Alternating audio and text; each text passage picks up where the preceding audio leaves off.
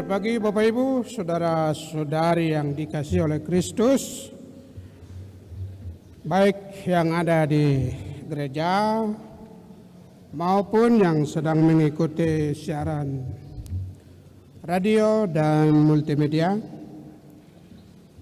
Pada hari ini seluruh bacaan dari bacaan pertama, kedua, dan ketiga, refleksi atau satu kesimpulan yang kita bisa renungkan, yaitu orang beriman yang bernyawa iman, bernyawa kasih, bernyawa pengharapan, yang mampu memikul salibnya. Karena kondisi memikul salib itu bukan kondisi biasa-biasa, tetapi dia kondisi yang ekstrim. Dia suatu kondisi yang harus masuk dalam penderitaan. Kita lihat pengalaman 3 tokoh. Kita mendengar pengalaman 3 tokoh yang pada hari ini kita dengarkan dalam bacaan pertama, terutama dalam Injil. Tokoh Yesus, Yeremia, dan Petrus. Tuhan Yesus menampilkan wajah Allah yang penuh kasih terhadap dunia. Karena itu Yesus harus menuju ke Yerusalem, tempat di mana terjadinya penderitaan, kematian, kemudian kebangkitannya pada hari yang ketiga. Berbeda dengan tokoh Yeremia yang mengalami kasih Allah. Kasih Allah bukan suatu keadaan manis, tetapi sebuah penderitaan, olokan dan cemohan. Memang Yeremia menolak kondisi ini dengan teriak, bahkan berpikir untuk tidak mengingat Tuhan lagi, atau tidak lagi mewartakan firman Tuhan. Karena semakin mengingat Tuhan dan semakin mewartakan firman-Nya, maka semakin diolok dan semakin menderita. Itu kondisi Yeremia. Tetapi Tuhan tetap menegur dia dan tetap ada dalam hatinya, mengobarkan hatinya seperti nyala api, dan Tuhan mengasihi dia supaya tetap tuntas.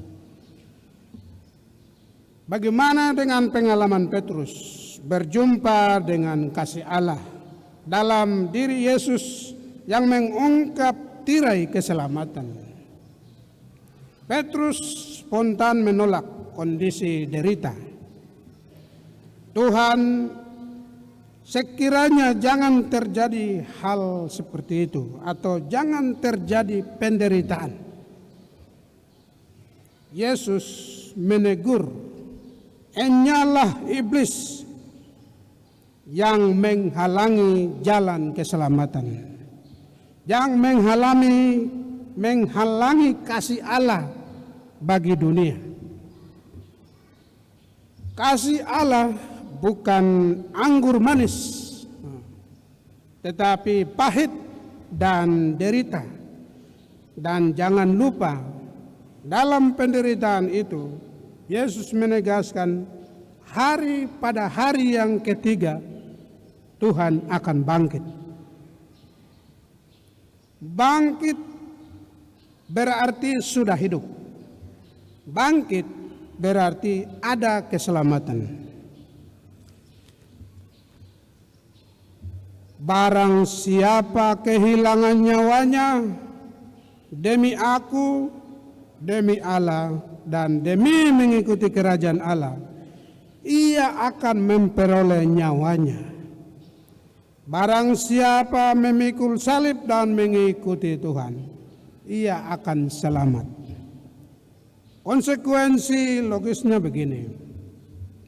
Orang yang bersedia memikul salib, orientasinya masih jelas, harus jelas, yaitu demi menyelamatkan nyawanya untuk selamat.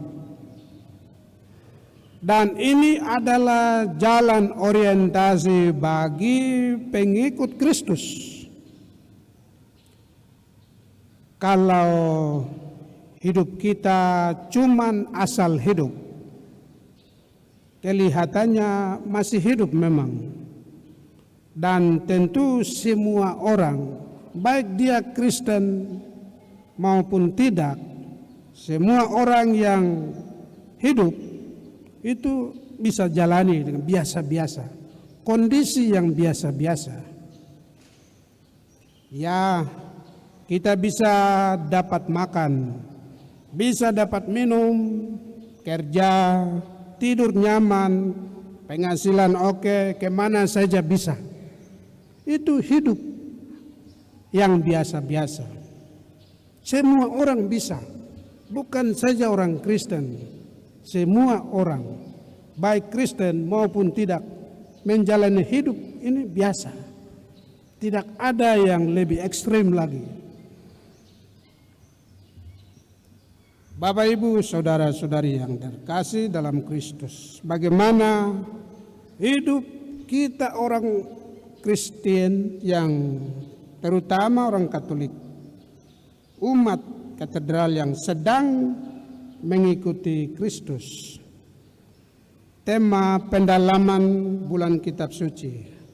Mari kita renungkan bagaimana kasih Allah yang besar, yang bersumber.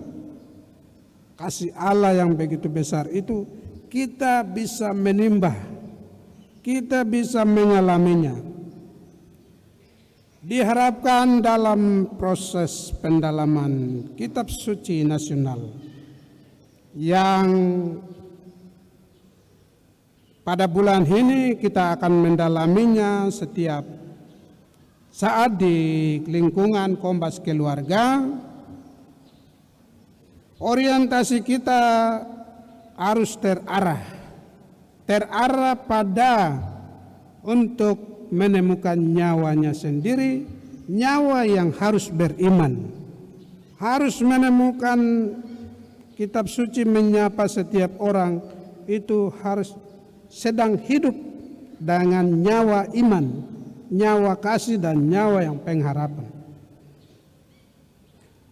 Memahami dan memeluk salibnya sendiri, menemukan kasih Allah dalam salibnya supaya mengubah orientasi biasa-biasa pada selamatnya nyawa hari ini dan kelak.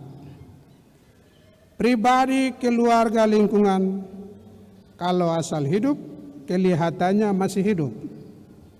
Kitab Suci menyapa kita supaya rutinitas terlihat masih hidup itu benar memiliki nyawa yang beriman, bernyawa kasih dan bernyawa pengharapan, tetapi lebih utama kita menimba nyawa kita harus memiliki kasih Allah yang besar.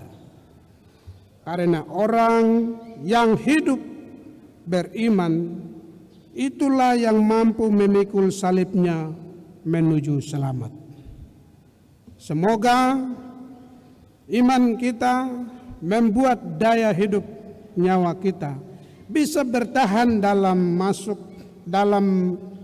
kondisi-kondisi ekstrim di mana terjadinya penderitaan batin, penderitaan fisik, sebab-sebab dari mewartakan kebenaran dan kasih Allah. Semoga demikian, amin.